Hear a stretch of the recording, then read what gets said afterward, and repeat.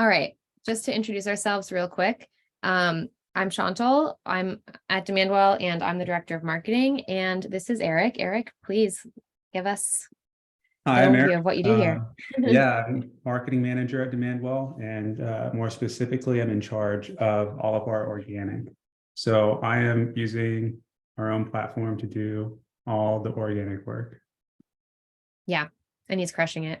And today we're specifically talking about keyword strategy and how to build an SEO program based on keyword intent and topic clusters. A lot of times people come to us and they say something like, I don't know where to start, or like all of the relevant terms to us have such low search volume. What do I do? Questions like this that are so common. And just to kind of like, yeah. So quick overview of what we're going to talk about today. We're going to talk about sort of like the foundation, why it's important to create a lot of content, and then what's prioritized in terms of keyword research to get you on the path to creating a lot of content. We'll talk about intent as it pertains to keywords and how that matches up to your marketing funnel. And then we'll actually do an exercise where we can build a keyword universe based on intent and topic clusters, which will be a spreadsheet that we've built so everyone can like take it home with them afterwards. That's outside of Demandwell. And then we will show you very quickly what this all looks like in Demandwell as well. So first, we just want to share something, which is that I don't know how popular of an opinion this is, but we really believe that you have to create a ton of SEO content in order to hit your goals. And obviously, content is all with the aim of ranking for a specific keyword. But we've just found like there's this number, 50 pieces of content a year that's required to really start seeing gains from organic. Eric actually like pulled all of this data himself manually from our customer base. And it was this like whole big research process. But this is kind of the foundation of what we believe to be true and what we've seen to be true, time and again. Yes, Kevin, thank you. Because we say like golden standard is 5 a week. And like 1 a week is kind of the bare minimum. So when you're saying 3 per week, I think that's super spot on and like could not agree more. Eric was producing over 5 a week for a while, which is completely insane. And I don't know how he did it, but yeah, it was really interesting actually looking at all the data we have and seeing the traffic increases and seeing that it didn't really matter the timeline about how quickly you were producing content. There were some people that were producing 50 pieces of content over 2 years and 50 pieces of content over 6 months, and the results were pretty similar. There wasn't really a significant difference. But really the volume of content was important. There's some point where you publish enough content for you to become an authority in a topic or a cluster, which we'll talk about later. And really that number seems to be 50 is when you start to see those significant results. Exactly. So it's really just about pumping out. You need to hit a threshold of volume in order to see an outcome. Kevin increased, wow, over 1,000% in traffic using 2x per week. That's so interesting. I also think like it definitely depends on the industry, and what we're looking at on the slide here is an average across our customer base, which spans multiple industries. Like competition is really important, how competitive your space is, but I do think it is like more is more in a lot of ways. And we can talk about this for a long time as to like why that is and how it relates to infrastructure and endorsements and stuff. But for now, I think we're just going to leave it at this. And if anyone has questions after, email us. We have some quick clarification questions here. So Sally, to your question, how do you define content in this case? Yeah, we're talking about like text content on a page. We specifically believe in like pretty long form stuff. If you want to rank for a keyword, we suggest trying to do at least 1,500 words. So it could be a blog post, it could be a pillar page kind of model with like a 1.5 to 2% keyword density in there as well. Okay, moving on. So just quickly defining keyword strategy. Of course, I have some notes about this that I can't see right now. Let me open speaker notes. Did that work? Oh, wow. Can you guys see my notes? No. Ugh, Yep. technology in action here. So when I think about keyword strategy, I think about it as like keyword strategy is audience strategy, is product strategy, and it's all related to the marketing funnel. So great keyword strategy combines your solution that you're putting out into the market with what your audience is searching for. And you basically can create clusters between like core topics that you're trying to go after and the level of intent of your searcher. So you're listening to your audience, you're seeing what they're searching for, you're making sure that you're showing up for those terms, and you're trying to do it across the funnel for each of your core offerings, essentially. So on to the next slide here. Yeah, we believe in basically prioritizing the high intent terms throughout the whole funnel for the core topics that matter to you.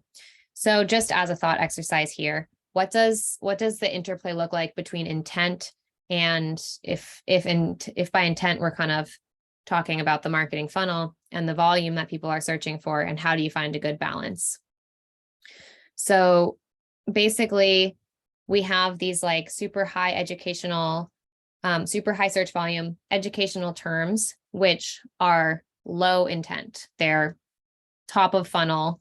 Well, low intent, but top of funnel. That's like kind of hard to make that mental jump, but they're top of funnel search terms where people are saying, what is SEO?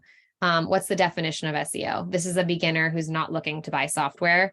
Then you have your how-tos. They're asking for a template, a checklist, a calendar. They have a problem that they're trying to solve, but they're not yet looking for a sort of like software solution for that stuff or necessarily something to buy. You have solution aware people who are aware that a solution exists for the problem that they have. And then you have people who are more in the decision kind of realm of their searching. Yeah. Brand aware. Yeah, exactly. So they might be looking for demand while pricing or like, yeah, best SEO solution if they're like really trying to get in the weeds with like all the options out there. Ben, great question. Is this 50 pieces of content across a variety of clusters or just to win for one topic? This is across a variety of clusters, although different companies do focus more or less aggressively on topic clusters. Okay. So this is kind of a prep slide for the next slide where we're going to open up our keyword list builders in spreadsheets and build a little universe of our own. So you have category terms, which are the ways that you describe yourselves internally most often. So it's a diversity recruiting platform, or it's Mitch Briggs on our team has this hilarious example of like, he worked for this company that was selling leggings, which they called some specific word that no one else in the world called them. I guess maybe an example could be like when Drift was a conversational marketing tool, but everyone else perceived them as a chatbot. It's like the category term is conversational marketing, but another category term they might want to rank for is chatbot. You have solution modifiers that explain the thing that you do. So it's like a diversity recruiting platform or diversity recruiting automation. And then you have audience modifiers, which refine the search to a specific audience. So if you just sell to SMBs or if you just sell to enterprises, that's the time to input that information. And then the output of this exercise will be a list of search terms that span the funnel. Yeah, So I'll just chime in, ahead. actually, Mhm. go back.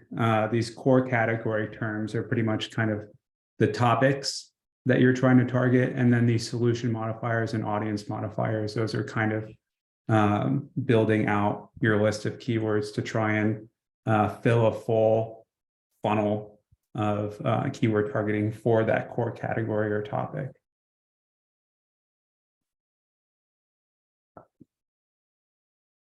Yeah, exactly. I was just a little distracted reading the chat, making sure we answered everyone's questions, that everything that Eric said is correct. So cool. Okay. So I'm going to give you guys a link to this. How do I do that? Hold on, I didn't really think about getting this open live. 1 sec, I'm going to stop sharing. That's going to be it. All right, just give me one moment. Yeah, we have Okay. a spreadsheet I'm where going to you drop a link. kind of go through this exercise yourself of building out the categories and adding solution modifiers and audience modifiers to build out keyword lists.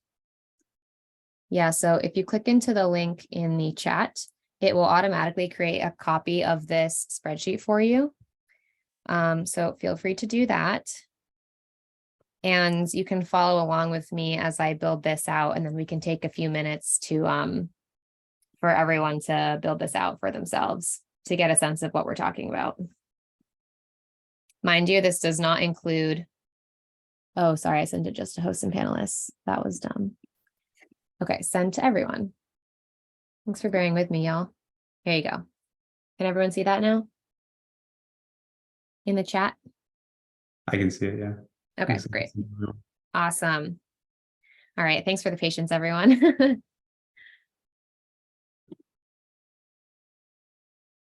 Cool. So this is, we do not recommend like using this to build your entire keyword strategy off of, because it doesn't include a ton of information, but it can conceptually help you wrap your head around how to combine your category terms with solution modifiers, with audience modifiers, and create a list of like intentful terms. So if we use HubSpot as an example, they have a marketing automation offering, they have a CRM offering, they have a customer support offering, and then we have these solution modifiers over here, which indicate where in the funnel they are. So you might have people searching for really high level stuff. What's the meaning of marketing automation? I would like a CRM template. That doesn't really exist, but so you can kind of delete these things to make them work for you. And then what are your audience modifiers? HubSpot primarily sells to SMB and startups. So I'm going to include those as well. And you can delete anything that isn't relevant to you. So I'm going to delete checklists, for example. I'm going to delete definition of. Also, by the way, you just can't go below the red. That's why that's red. And this is why spreadsheets are not the answer. This is why software is required. But for now, it's an interesting exercise. And, I don't really like importance very much. And I don't really like how to. So I'm going to delete that. But everything else, what is meaning, template, software, tool, system, platform, solution, these seem good enough to me.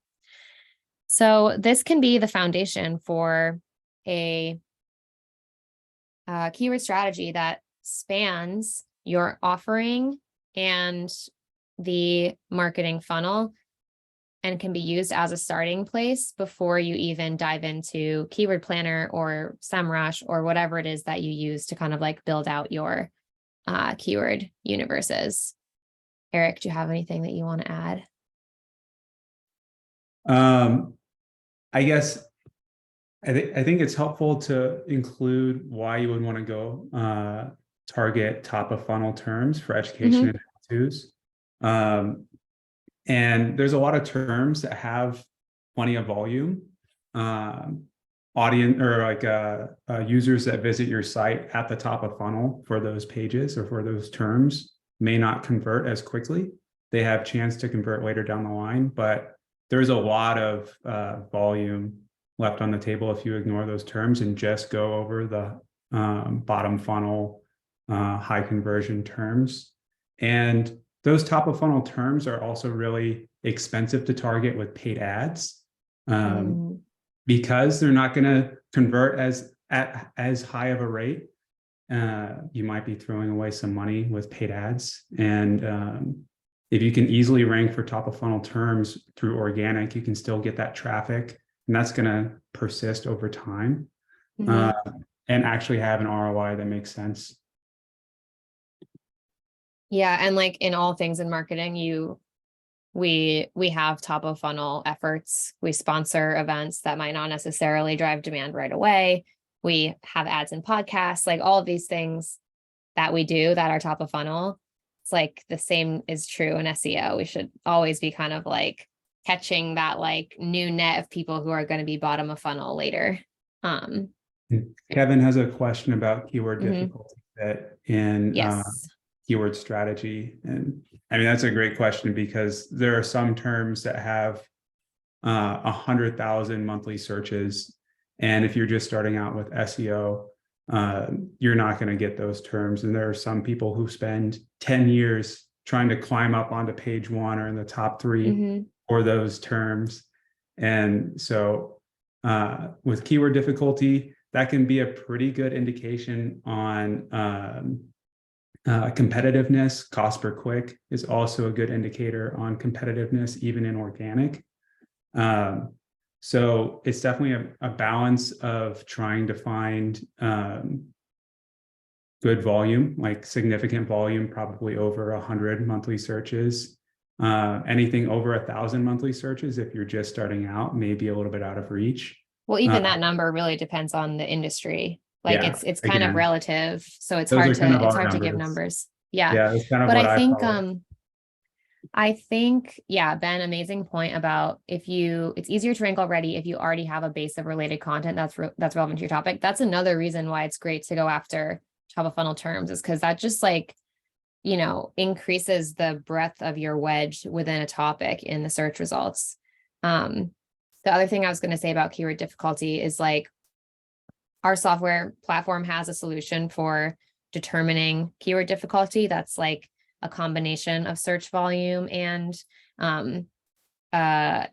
cost per click and things like that. And we definitely believe in like trying to find a sweet spot between it's not too competitive, it's not completely useless to go after because it's so low search volume, so we do like to find and prioritize that sweet spot for sure.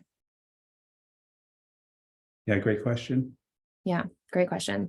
Yeah, if anyone has any questions about the sheet also as you're going through, the last thing I'll say is like these category terms, you can think about these as your sort of like keyword cluster things.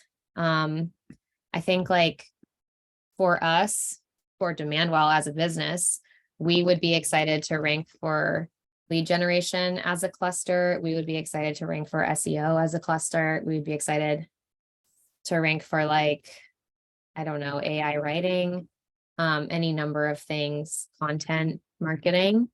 So you can kind of think about this as, if I could spell content marketing, we'd really be a lot further than we are. Okay.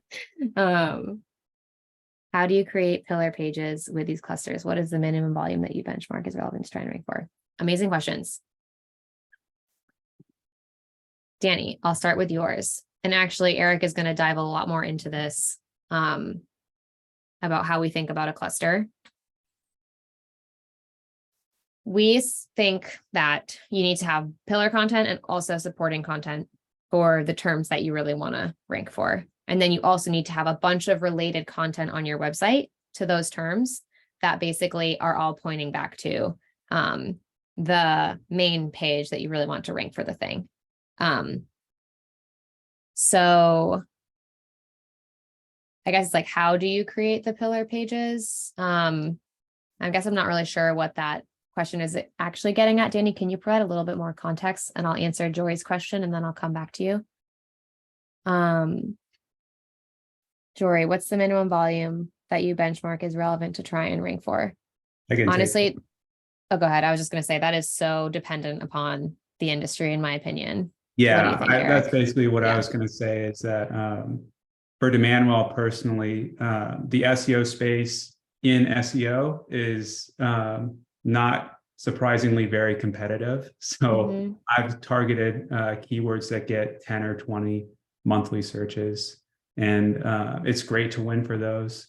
A lot of our best performing pages have like 50 to 100 monthly searches. But that's kind of our bread and butter right now as we're building more content and optimizing. Yeah. Meanwhile, at my last company, like our dream term for, that indicated that the people who are searching for this term know exactly what they're looking for and could be a customer was like 10 searches a month. It's like, it just depends. Like, so. And then there's we have customers who they'll rank number one for a term that has 1,000 monthly searches, and that carries the weight of most of their organic program. Is they work really hard to target the right terms and support one term and champion one term pretty heavily. Get hundreds of searches a month just from a single term that generates a lot of revenue for them. Yeah, that's like Brad at Terminus, like crushed himself to rank for account-based marketing. And just like focus on it for a year. But it's like that's what it takes. Yeah. Sometimes. Okay. We have some questions in the Q&A as well. Top line, content marketing, what is it for SMB? Yeah, John Whedon, amazing question. It should definitely be what is content marketing for SMB, and this is a weird like spreadsheet formatting thing that definitely does not exist in the Demandwell software. We just kind of wanted to provide something that could give you inspiration and help demonstrate the point of like top of funnel, mid funnel, bottom of funnel keywords for a topic cluster. All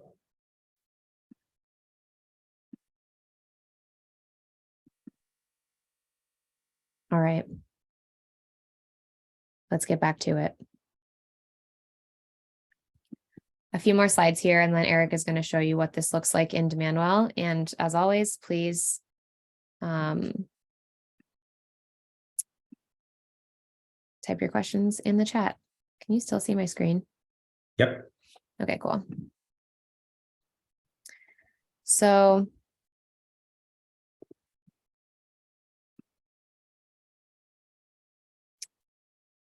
as we've discussed, we really believe in like covering the funnel in terms of search intent. And we've just seen that this really provides full funnel results. So if you have, if you look at, let me annotate here.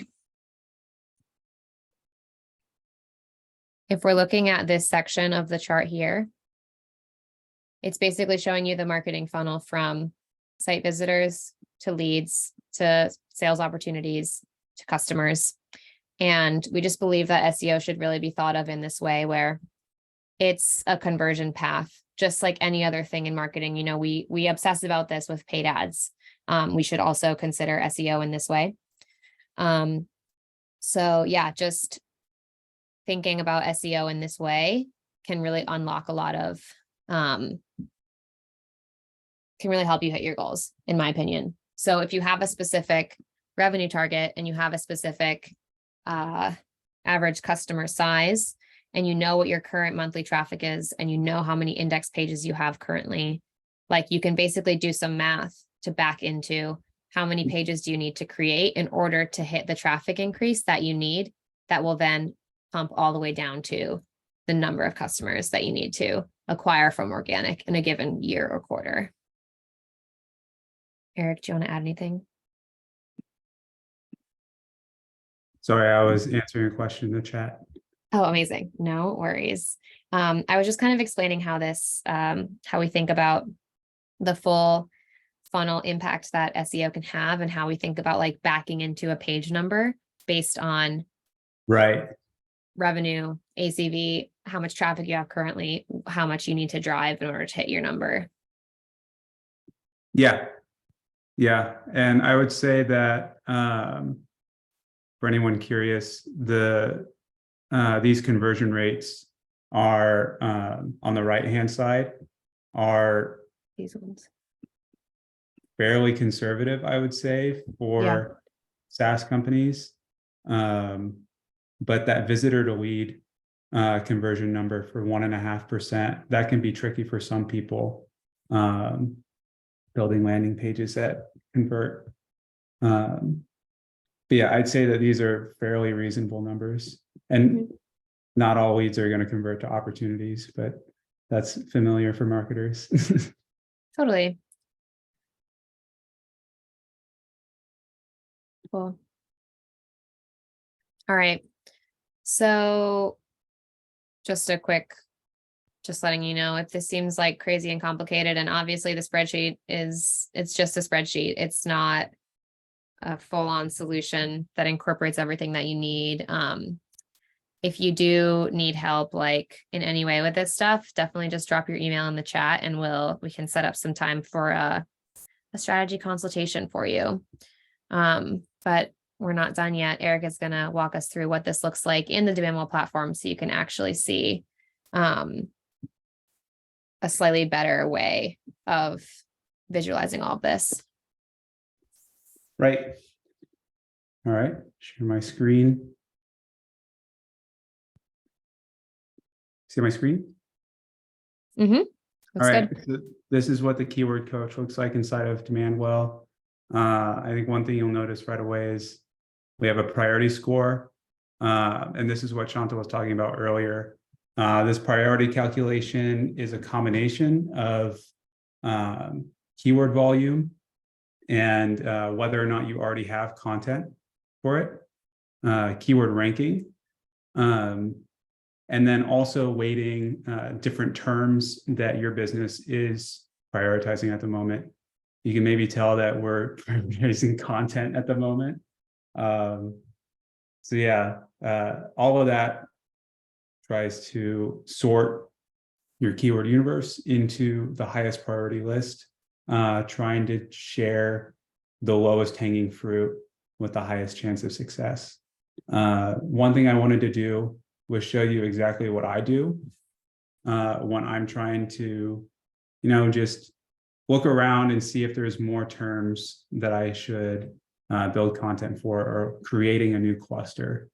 And so I've done this several times before, especially when I was producing 5 or more pieces of content a week. I would run out of ideas pretty frequently, and I'd filter to see pages that don't have any content currently. And then this is our life cycle stage, 5 being the best. I look at stage 2, which means that we're currently ranking for the keyword, but it's not on page 1 yet. So for that, for me, signals that there's a lot of upside. And so right away, I see things like content planner tool, content calendar tool, content planner software. All of these terms are all related, and they're all things that are important to Demandwell. The priority scores are pretty high. There's pretty good volume for these. All of them have over 100 monthly searches. We don't have content for any of them. So Just this to would summarize real quick, yeah, because we've covered a lot. So what you're looking for is keywords that we have yet to produce content for, but that we already rank for in some capacity, even though we don't have like a specific page built for them. Because I think Ben made this point earlier. Once you have kind of like an existing amount of content, you start to rank for things, and it's easier to rank for new things that you've yet to like explicitly target. And so now you're finding that content that feels like it will be the easiest to have a big impact on, because we're already seeing some traction, and you're creating a cluster related to content calendar, content planner related terms. right. Yeah. Cool. And so these pages, they all have some really good volume for us. If I hover over this stage number, it will tell me the average rank. So like here, 39, it's ranking approximately on page 4. That's pretty good, but with content, a lot of supporting content, then we can really boost those numbers. And so these 4 pages can sort of be the cornerstone of a campaign. I could also search for other terms, like planner, or maybe plan. Can see some more top of funnel terms like SEO migration plan, website migration plan. Those are content marketing plan template. That's not content related, but it's top of funnel, to your point. Yeah, top of funnel, Yeah. content planning, website planning. The most amount of terms that I would want to do is about 30 terms, keep it focused. And that's actually something that the Demandwell platform does, is it limits campaigns to 30 keywords.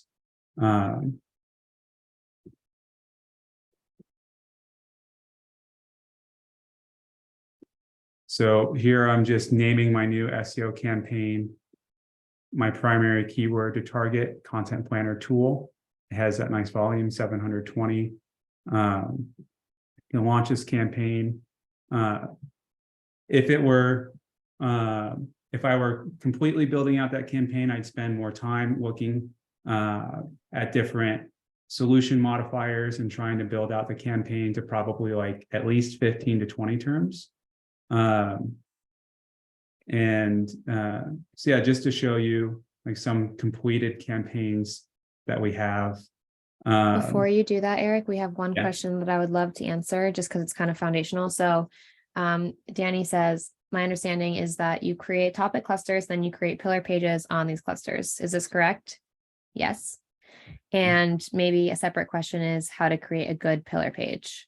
We have tons of examples from our customer base, and maybe we can show account-based marketing from Terminus. Do you want to give it a Google, or I can give it a Google? Let's see. Yeah, I'll also explain that Demandwell's specific content strategy is really straightforward to follow. Basically, what we recommend is creating one page for one keyword and just try and create pages specifically for that keyword and match the searcher's intent to that page's experience. Put yourself in the searcher's shoes. Why did they search for that term? What are they looking for? And trying to provide that value.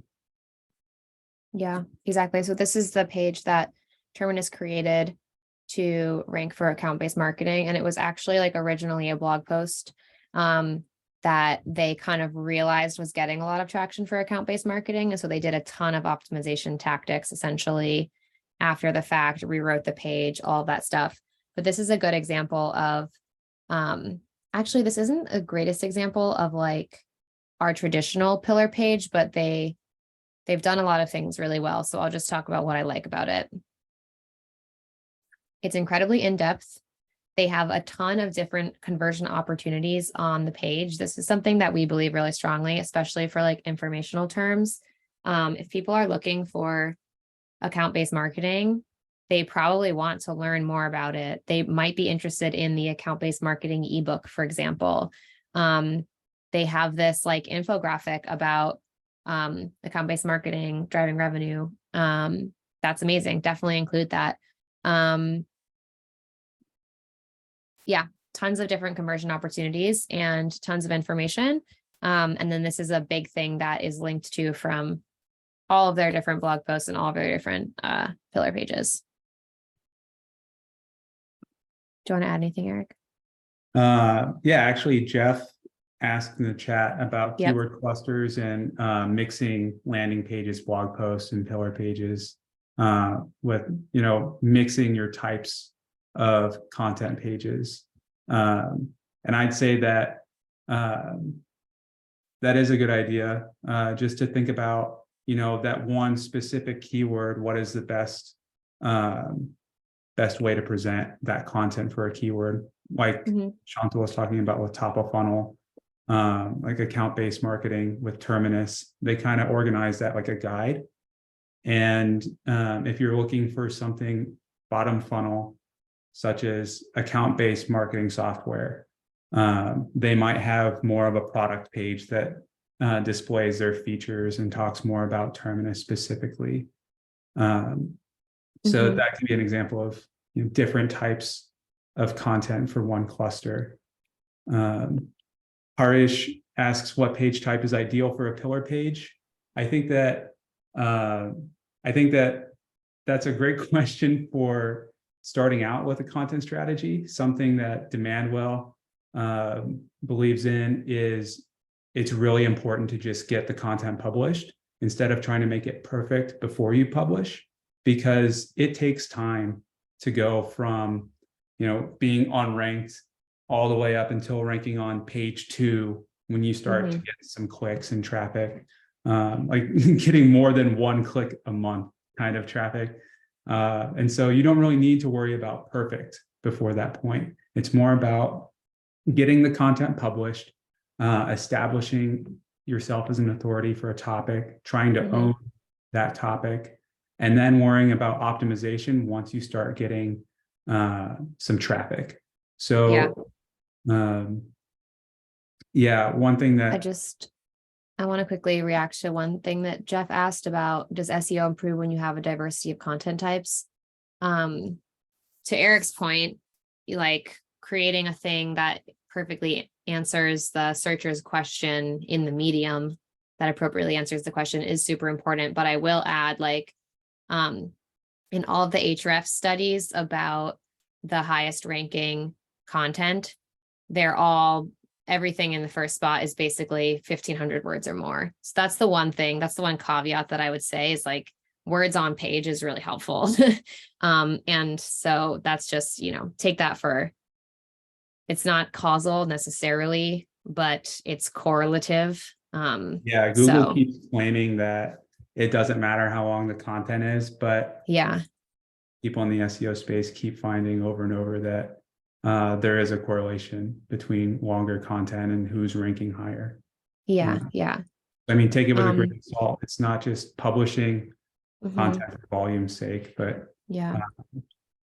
more The good, more quality content is going to perform better than less quality content. yeah. Um, what page type is ideal for a pillar page? Um, there's some flexibility, Harish, but we believe that it should be pages instead of posts, and they don't live in your top nav, but instead they live in a sitemap to keep them like one step away from the homepage. So that's how we handle it, and that's how we suggest our customers handle it also. Um, and then Ben, yeah, 100% right. Like, we have just seen so many times that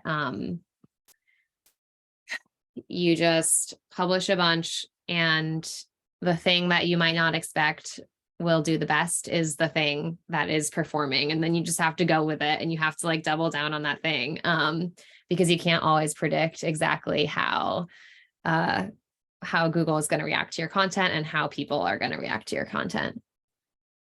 Yeah, to that point, I think it's good to experiment and to think about not only the terms that you want to rank for, but thinking Mhm. about where are your customers currently searching, because there might be a disconnect there. Mhm. For example, with Demandwell, we are SEO software and services, and a lot of our customers are searching for SEO agencies. And so we have a lot of content targeting SEO agency terms, even though that's not exactly what we do. It's not who we are, but we get volume on those terms, and we educate readers about the difference between us and an agency. And so that's not spot on as to what we're trying to target with our solution, but it's what our customers are finding us through a lot of the time. Can you share? I think we should maybe share a different example of a pillar page, since the Terminus one is basically a post, like a WordPress post. So maybe we can find one of ours that we can share with everyone, just so they can see what we mean when we say it's a page and how that looks like with text. Okay, let's see. I'll think of a good one.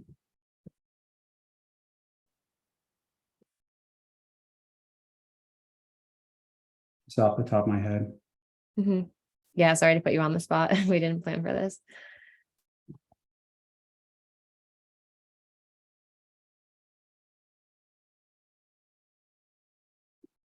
Jonathan, I'm dying to hear about putting Google Search Console information and running it with some Python work. That's like Yeah, above my I pay actually grade. have seen videos, about SEO and Python, so I've heard of it being a thing. Yeah. So yeah, this is a page, SEO case study, and so we have some call to actions right away to download one of our case studies. I wanted something relevant to this page, so I kind of added an existing case study. Our brand team does a really good Oh. job of publishing new report. That's with Brad from the Terminus. video. Yeah. The long form copy at the bottom is SEO copy. It's not blog quality. It's good quality, but it's not something we would share on our LinkedIn and say, hey, check out this content. So one thing that I've done is added a TLDR section that's talking more about like what I want them to know about this page. So they don't have to read the copy at the bottom to get that information. I have a lot of features. This is a template for the most part. I have it on a lot of pages so that I can, publish volume. And then all the way at the bottom, I have the long form copy. And, it's 1,500 words. Yeah. Another thing I want to point out is like this long form copy is an amazing place for links to go out to support other pillar pages. So we do that in 2 different ways. One is incredibly manual, and Eric is an absolute beast and just like makes it happen. Because it takes a lot of time to like get all of these little links in the text itself. But it makes a huge impact. Yeah, you can see. So. And then this is new. These related articles, we're actually using a Demandwell plugin, WordPress plugin for anyone that has a WordPress site. So we complete this in the platform and it populates this related articles section. I think we released that for all of our customers today or yesterday. So it's pretty new. Yeah, we just got those related articles links live a week ago or so. So yeah, this is a pretty normal demand page.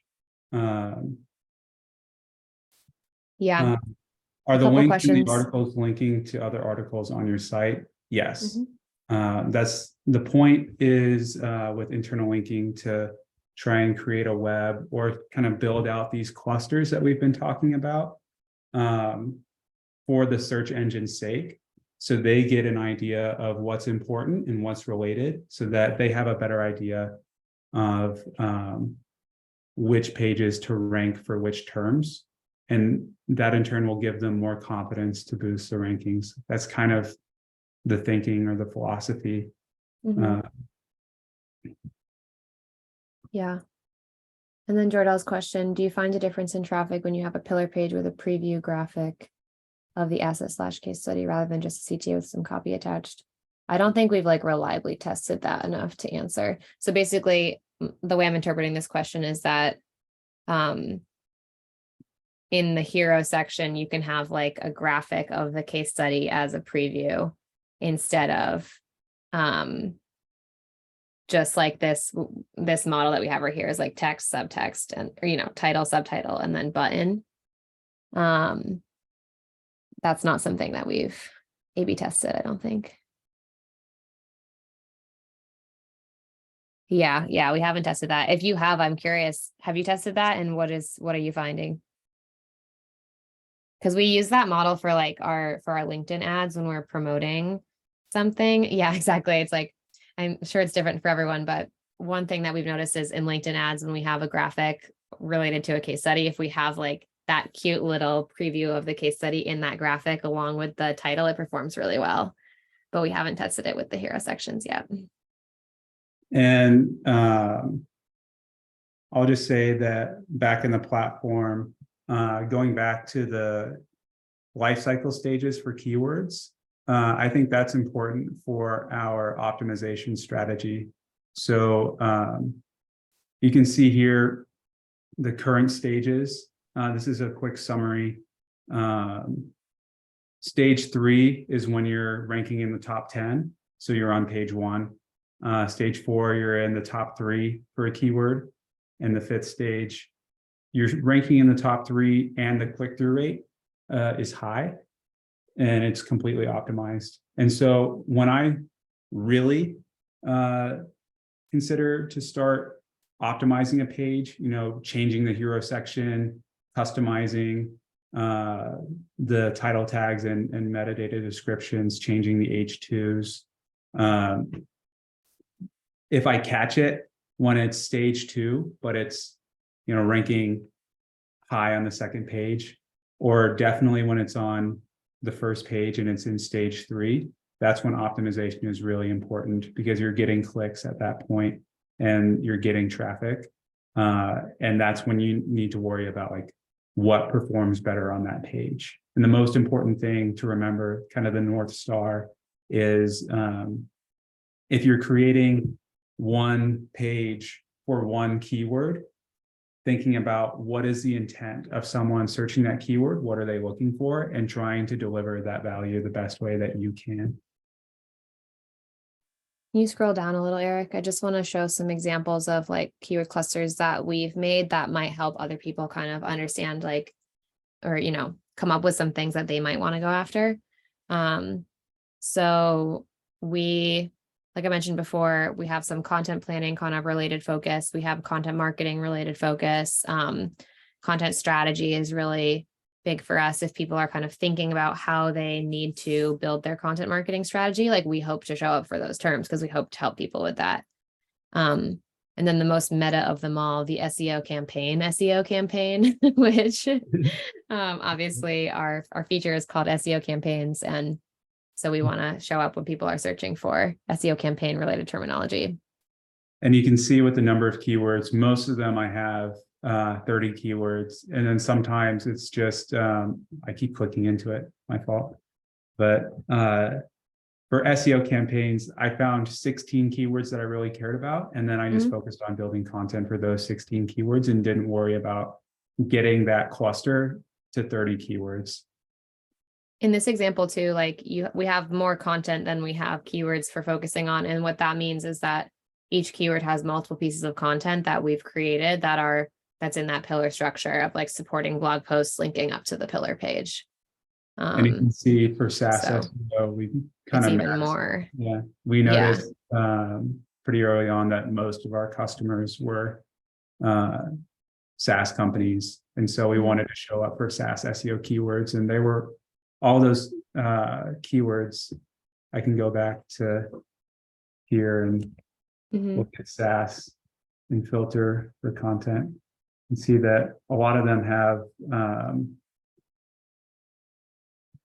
pretty good volume, and a lot of them are pretty attainable for us. And yeah, some of the higher volume ones are we're not ranking great for, but this actually also reflects really well one thing I was talking about earlier, which is that like we would like to rank for lead gen and also like agency related terms. Like that topic cluster indicates that the searcher is aware that there is a type of solution. They think it's an agency. And so there are analogous examples across everyone's businesses, I'm sure. Does anyone have any questions about what we're looking at now? Is Demandwell just utilizing the site crawler to see if there are relevant pages for the target keywords?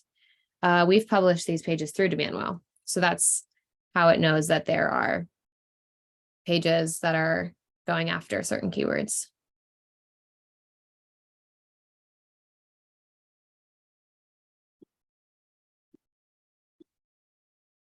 Yeah, any other questions?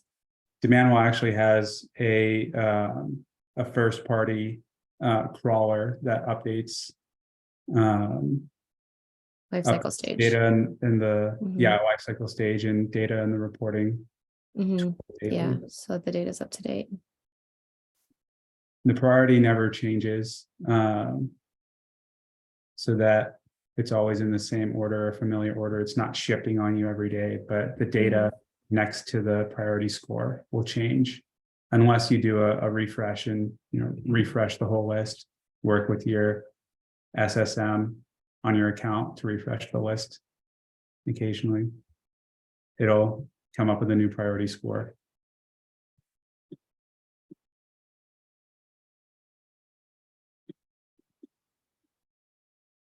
Any other questions from the crew?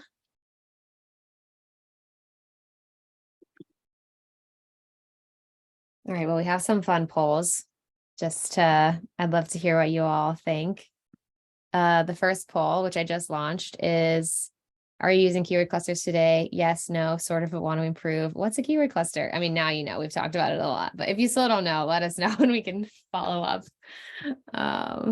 Fun. Okay.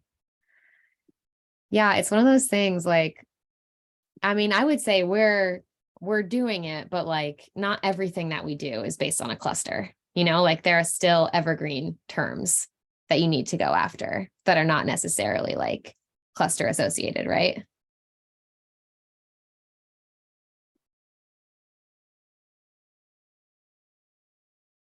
Oh, can you hear me? Yeah, I do. Sorry. I was looking at the Q&A. There's a question Oh, or that's two okay. I want to answer Oh yeah, live please. from Dawn about whether or not 30 keywords is the max number of keywords you should put into a keyword cluster. I think that's building off of SEO campaigns in the platform, Yeah. limiting you to 30 keywords. And I think that's more of a way to help you stay focused. I think the number one thing we get from customers about publishing more content is they don't know where to focus. Mhm. But you saw in the SEO campaigns tool for us, I built 3 content related campaigns simultaneously for 90 total keywords, but I had separated them and really narrowed the focus. Instead of one content campaign that's 90 keywords, I had like content planning and strategy that was 30. I had content software that was another 30. I had content marketing that was another 30. So I think it's just a good exercise to limit yourself to 30 and really ask yourself, what is the focus for this keyword cluster? But it's not in any means a way to limit you as to how many keywords you should target. It's just more for your brain's sake, keeping things organized. Yeah, to like just start. It's like a bite out of the elephant kind of. Okay, I'm not sure if you guys can see the results of the poll, but we have 40% of people are using them today, 30% are not, and then 30% want to improve, but they're sort of doing it. We have another poll real quick that will be fun, I think, which is, what's the intent of your dream keyword cluster? So when we talk about intent, is it that you want to show up for the software term? You want to show up for that super high top of funnel, super high search volume, educational term, mid funnel, bottom of funnel? Cool. All right. The results are coming in. Exciting. Oh, I love this poll feature. It's so fun. Okay. I'm going to cut it off in 4 seconds. 3, 2, 1. Okay. I'm ending and I'm going to share the results. We got 11% are top of funnel, mid-funnel solution seeking, 11% mid-funnel solution aware software, and then bottom of funnel super decision oriented, 22%. Awesome. Yeah, it's funny. I feel like the software type of solution is often the one that like, that one feels the best to focus on. You're like, great. If someone's searching for an ABM platform, that is what we are. We want to show up for that, you know? Yeah, Cool. it can be a trap though to think about that's the only thing you should focus on. I know, that's the It's trap. really Exactly. easy to ignore Yeah. the top of funnel terms to really round things out and win some traffic that way. Yeah. Cool. All right. Well, everyone, we are coming up on time. So thank you so much for joining us again today. If you would like to see an overview of this in action or have some kind of like strategy consultation, please drop your email in the chat and we'll have Matt reach out to you. And you may have already heard from him. So if you've ever gotten an email from Matt, shout out to Matt. He's super nice. You should respond. We love Matt. We're Matt's biggest fan. There he is. He's in the chat. Hi, I'm Matt. Cool. Hi, Matt. Hi, Matt. We're also going to share, I'll email everyone, next week's Sustainable Growth Weekly workshop is coming right up. It'll be next week. So I'll email you and feel free to register. We'd love to see you there.